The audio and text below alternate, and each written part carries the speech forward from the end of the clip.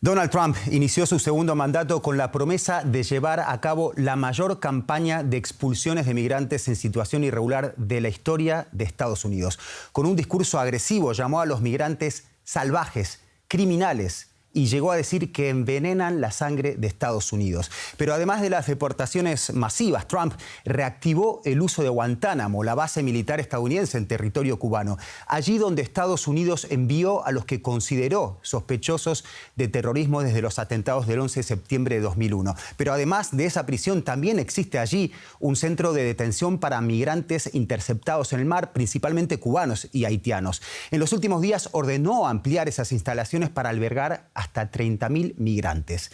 De esto queremos hablar hoy con Ariel Ruiz Soto, analista senior de Migration Policy Institute, que nos atiende desde Sacramento, California, en Estados Unidos. Señor Ruiz, soy Leandro Fest. Gracias por su tiempo para la entrevista de DW. Con gusto, gracias por la invitación.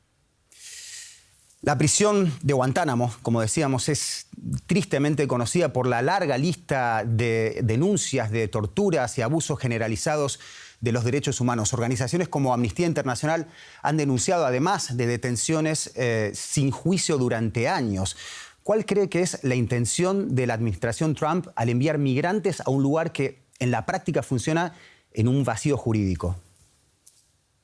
Más que nada, la intención del presidente Trump hasta este momento ha sido intentar de fomentar un sentimiento de miedo en los migrantes, pero también intentar de fomentar con su campaña a las personas que lo eligieron que está cumpliendo sus promesas y por esa manera está siendo más visible con las deportaciones y arrestos de migrantes.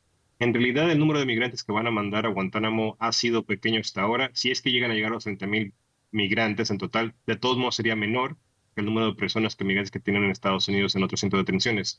Quizás lo que más difícil para muchos entender es cómo después de cuánto tiempo serán las personas regresadas a su país de origen, especialmente cuando países como Venezuela todavía no llevan a cabo deportaciones o reciben las deportaciones en gran número. Sabemos que acaban de anunciar un nuevo acuerdo, pero se parece que son entre 100, 200 personas las que puede llevarse a cabo en estos viajes, y entonces se tiene que pensar hasta cuánto tiempo estas personas van a poder quedarse y bajo qué condiciones. Pero más que nada es parte de la campaña política y pública del presidente Trump, tratar de enseñarle al público que está siendo más estricto que el presidente Biden o cualquier presidente en el pasado. Pero teniendo en cuenta este vacío legal, ¿corren de alguna manera estos migrantes el riesgo de ser retenidos allí de forma indefinida?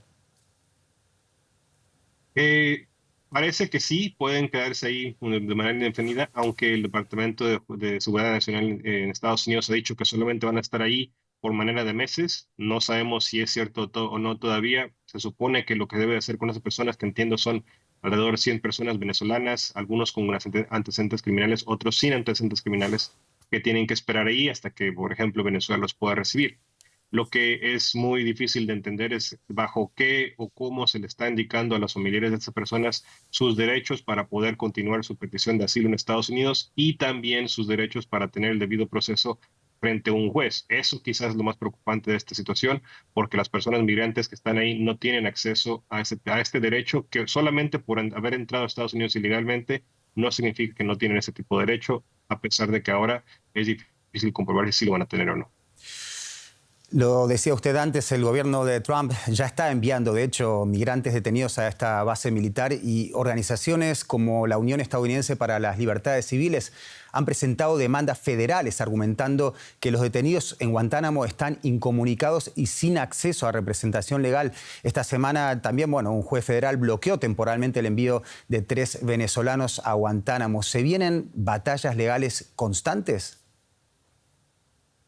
Sí, vamos a ver, pienso que vamos a ver mucho más demandas en este tipo de casos, no solamente porque es una manera nueva de aplicar ese tipo de uso de Guantánamo, pero también porque no se sabe mucho de la transparencia que está utilizando la administración para ver a quiénes directamente van a mandar a la base militar y también bajo qué condiciones los van a dejar libres después de cierto tiempo. En particular, lo que tenemos que entender en términos de los tribunales en Estados Unidos que aun cuando se presenta una demanda tiene que ser un juez federal primero para que pueda poner una pausa a esa demanda o si no, llevarla a cabo a apelar con otra persona, otro con el defendiente, en este caso las personas de ACLU. Y también si es que llega a ser, llegar al punto de llegar a la Corte Suprema, tenemos que entender que hasta hoy en día la Corte Suprema ha dado decisiones favorables al presidente Trump en la detención de migrantes. No es claro si va a continuar siendo de esta manera, pero claramente los tribunales van a tener una palabra importante que decir sobre esto. Y mientras tanto, lo que muchos buscamos o entendemos, que queremos entender es cuál es el plan de la administración para cómo o cuáles condiciones de quiénes están mandando este tipo de base militar. Ahora, más allá de la justicia concreta en ¿Estados Unidos, esto legal desde el punto de vista del derecho internacional? Es difícil de saber si es legal o no todavía porque es nuevo el panorama que estamos viendo antes. Lo que pensábamos y sabíamos que tenía la autoridad de Estados Unidos es ya que una persona es interceptada en, por ejemplo, el mar, esa persona todavía no ha entrado al territorio estadounidense y no tiene los mismos derechos que cuando esa persona entre al territorio estadounidense. Por eso los cubanos antes y los haitianos antes que eran interceptados en el mar podían llevarse a Guantánamo para poder ser detenidos hasta que las condiciones de sus países cambien o que alguien los busque recibir. Es diferente en este nuevo contexto porque esas personas venezolanas estaban en territorio estadounidense nacional, tenían y solamente por estar en el territorio tienen ciertos derechos a tener acceso a un representante legal y también a poder tener sus derechos debido proceso para poder llevar a presentar un tipo de solicitud si es que lo pueden hacer de asilo en Estados Unidos.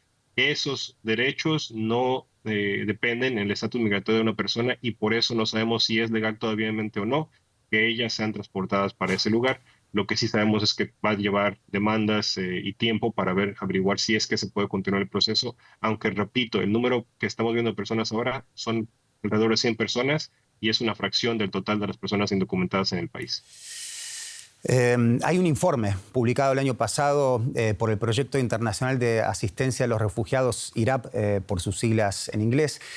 Allí se denunciaron, entre muchas otras cosas, las condiciones infrahumanas de este centro de migrantes al que hacemos referencia, el encierro de familias con niños pequeños junto a adultos solteros, falta de agua potable, además de no tener acceso a atención médica ni a comunicación con abogados. Y todo esto en un lugar con capacidad solo para 130 personas que Trump pretende ahora aumentar a 30.000 y que opera al margen de las leyes de migración estadounidenses, como hablábamos. ¿Cree que esto es realmente posible? Hay que distinguir que en Guantánamo hay dos lugares donde se detienen las personas. Uno es el centro de migración, como le llaman ellos, que usualmente son tiendas de campaña a las cuales los migrantes están quedándose, algunos de ellos, bajo la nueva operación del Departamento de Defensa.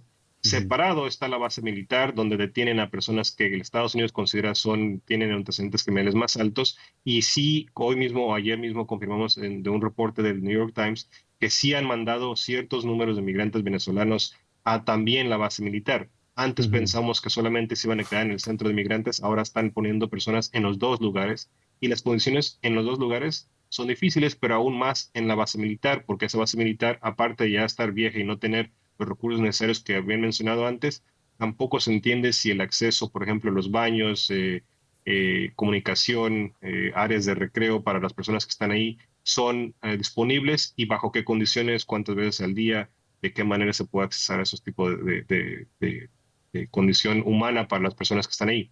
En las personas que están en el centro de detención de migrantes, lo que sabemos es que están buscando poner este tipo de tiendas de campaña para poder aumentar la capacidad, pero todavía no sabemos si tienen los recursos, por ejemplo, comida, aseo, para poder tener ese tipo de personas ahí. Esperamos ver que en los siguientes días si el presidente Trump va a anunciar exactamente, o la secretaria del Departamento de Homeland Security anunciará en qué condiciones se va a poder y también bajo qué transparencia, o sea, quiénes pueden supervisar que las condiciones, como en Estados Unidos, por ejemplo, cuando está en un centro de detención, tiene que estar la agencia federal que continuamente o rutinamente puede checar que estas condiciones sean las merecidas para los migrantes bajo la ley de Estados Unidos. Esa es otra cuestión que tenemos que poner atención en los siguientes días. Señor Ruiz, el instituto en el que usted trabaja publicó estos días una guía sobre arrestos y deportaciones para los migrantes. ¿De qué se trata y para qué sirve? Así es.